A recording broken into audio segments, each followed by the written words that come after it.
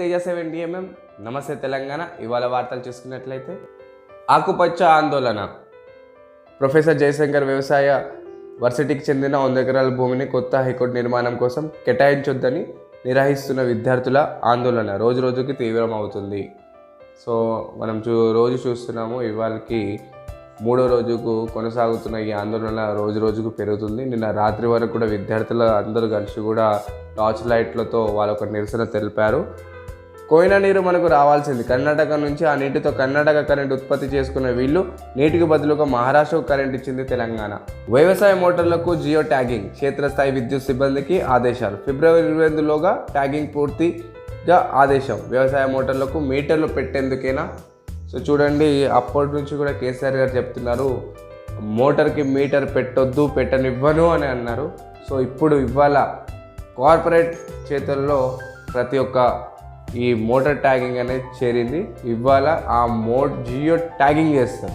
Geo tagging అయిన తర్వాత automatic metre కూడా వస్తుంది. పూర్తి బాధ్యత నాదే. పార్టీలో అన్ని స్థాయిలో సమన్వయ లోపము. సంస్థాగతంగా నిర్మాణం చేపట్టి ఉండాల్సింది. పార్టీ చుట్టూ ఎమ్మెల్యేలు తిరిగే విధానం తెస్తా. క్రమశిక్షణను ఉల్లంఘిస్తే సహించాం. రాష్ట్ర ప్రజల ఎన్నికల్లో తప్పు చేశారని అనొద్దు. వారే 2 సార్లు అవకాశం ఇచ్చారు. కాంగ్రెస్ రెచ్చగొట్టే వైఖరి వల్లే రంగంలో దిగాం. BRS working president KTR. So KTR గారు ఏమని చెప్తున్నారంటే 2 సార్లు మనకు అవకాశం ఇచ్చారు ప్రజలు, కాబట్టి ఇప్పుడు సరైన విధానంతో క్రమశిక్షణతో ముందుకు వెళ్దాం. కాంగ్రెస్ ప్రభుత్వం వ్యతిరేక విధానాలు ఉంటే దాన్ని ప్రశ్నిద్దాం అని కేటీఆర్ గారు అంటున్నారు. సీఎం రేవంత్ రెడ్డి ప్రొఫెసర్ కోదండరాం నిరుద్యోగ యువతకు తప్పుడు సంకేతాలు ఇచ్చారని మండిపడ్డారు.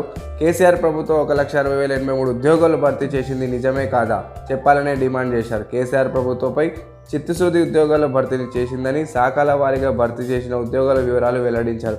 1,60,083 ఉద్యోగాలు భర్తీతో పాటు 42,652 ఉద్యోగాల భర్తీకి పరీక్షలు నిర్వహించి ఫలితాల దశలో ఉన్నాయని స్పష్టం చేశారు. కేసీఆర్ సర్కార్ అసలు ఉద్యోగాలు ఇవ్వాలని ప్రచారం చేసిన కాంగ్రెస్ ఈ నెల 4వ తేదీన చెల్లించిన ఉద్యోగాల వేతనంలో కేసీఆర్ హయాంలో భర్తీ అయిన ఉద్యోగాల జీతాలు తీసుకున్నారా లేదా చెప్పాలని డిమాండ్ చేశారు కౌశిక్ రెడ్డి. 2 లక్షల ఉద్యోగాల క్యాలెండర్ ఏది అని కౌశిక్ రెడ్డి గారు అడుగుతున్నారు. బీఆర్ఎస్ పార్టీ ఓడిపోవడానికి ముఖ్యమైన 2 కారణాలు. ఒకటి ఏంటంటే ప్రభుత్వ ఉద్యోగాలు వేతన సరిగా అందకపోవడంతో చాలామంది ప్రభుత్వ ఉద్యోగాలు బీఆర్ఎస్ పార్టీకి వ్యతిరేకంగా మారింది. అదే సమయంలో నిరుద్యోగుల సంఖ్య కూడా రాష్ట్రంలో పెరగడంతో విద్యార్థులు మరియు ఈ ప్రభుత్వ ఉద్యోగుల వ్యతిరేకత చాలా పెరగడంతో బీఆర్ఎస్ పార్టీకి ఓటమి అనేది జరిగింది. ఇప్పుడు కౌశిక్ రెడ్డి గారు ఏమంటున్నారంటే మేము ఇచ్చిన కేసీఆర్ ప్రభుత్వం హయాంలో 1,60,000 ఉద్యోగాలు భర్తీ చేసింది నిజమా కాదా అని కాంగ్రెస్ ప్రభుత్వాన్ని అడుగుతున్నారు. కొత్త విద్యుత్ పాలసీ తీసుకొస్తామంటున్న కాంగ్రెస్ ప్రభుత్వం రైతుల మీద మళ్ళీ దొంగ రాత్రి బావుల కంట కరెంటు కోసం ఎదురు చూసే పరిస్థితి తెస్తుందా అని మాజీ మంత్రి ఎమ్మెల్యే హరీష్ రావు గారు చెప్పారు. తప్పులు లేకుండా ప్రజాపాలన డేటా. గృహలక్ష్మి రద్దుపై మహిళల నిరసన. దళిత బంధు కొనసాగాల్సిందే. తప్పులు లేకుండా ప్రజాపాలన డేటా. సో ఈ గృహలక్ష్మి పథకం నార్మల్గా బీఆర్ఎస్ హయాంలో ఉన్నప్పుడు చాలామందికి ఇల్లు లేని వాళ్ళకు కూడా ఇల్లు కట్టిస్తామని చెప్పడం జరిగింది. ఆ క్రమంలో చాలామంది దరఖాస్తులు పెట్టుకోవడం జరిగింది. సో ఇప్పుడు మేము ఇల్లులు కట్టుకుంటాము. సో ఇప్పుడున్న కాంగ్రెస్ ప్రభుత్వము ఈ గృహలక్ష్మిని రద్దు చేయొద్దని మహిళలందరూ కలిసి నిరసన మొదలుపెట్టారు. సో దళిత బంధు కొనసాగాల్సిందే. సో చాలామంది కేసీఆర్ గారి ప్రభుత్వం హయాంలో చాలామందికి దళిత బంధు అనేది ఇవ్వడం జరిగింది. సో ఇన్ని రోజులు ఇచ్చినప్పుడు ఇప్పుడు ఆపితే మాత్రం ఖచ్చితంగా వాళ్ళు రోడ్డెక్కి ధర్నా అనేది మొదలుపెట్టారు. టీచర్ల సమస్య పరిష్కారం ఆయన.